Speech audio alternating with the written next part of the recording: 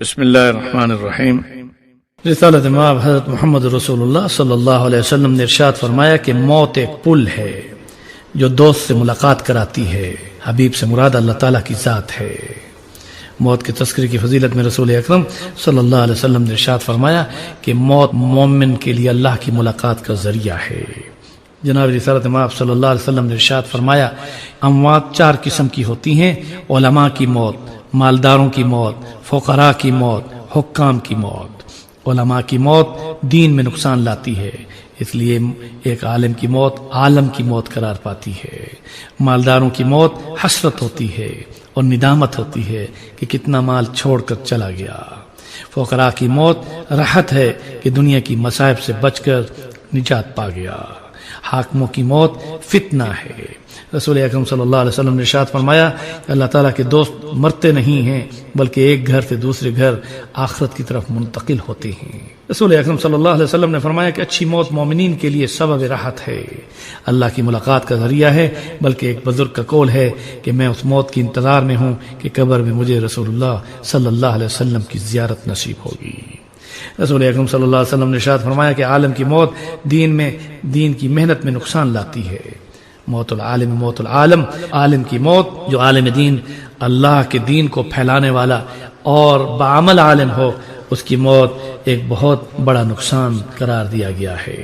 یہ بات ذہن نشین کیجئے کہ موت کو یاد رکھیے، ہر ذی روح چیز نے موت کا مزہ چکھنا ہے۔ کل نفس ذائقۃ الموت، ہر ذی روح چیز نے موت کا مزہ چکھنا ہے۔ رسالت مآب حضرت محمد رسول اللہ صلی اللہ علیہ وسلم نے ارشاد فرمایا لذتوں کو توڑنے والی چیز کا تذکرہ کیا کرو۔ عرض کیا گیا اللہ کے محبوب، لذتوں کو توڑنے والی چیز کیا ہے؟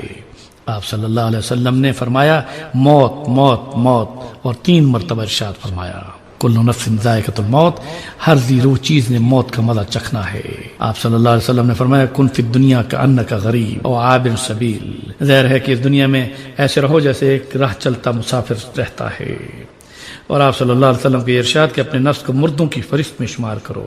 یہاں یہ بات معلوم ہوئی کہ انسان چلتے پھرتے ہر حال میں موت کو یاد کرتا ہوا چلتا رہے، اور جب انسان موت کو یاد کر کے چلتا ہے تو آخرت کی فکر کے ساتھ چلتا ہے، اور جس دنیا میں اللہ کا خوف اور اس دن کے کھڑے ہونے کا خوف دل میں رکھتا ہو اور اپنے نفس اور خواہشات سے بچ کر زندگی گزارتا ہو تو ایسے کا ٹھکانہ اللہ نے جنت بنا رکھا ہے۔ وَأَمَّا مَنْ خَافَ مَقَامَ رَبِّهِ وَنَهَى النَّفْسَ عَنِ الْهَوَىٰ فَإِنَّ الْجَنَّةَ هِيَ الْمَأْوَىٰ۔ رسول اکرم صلی اللہ علیہ وسلم نے ارشاد فرمایا کہ کوئی شخص مر جاتا ہے تو فرشتے کہتے ہیں آگے کیا روانہ کیا، لوگ کہتے ہیں پیچھے کیا چھوڑا۔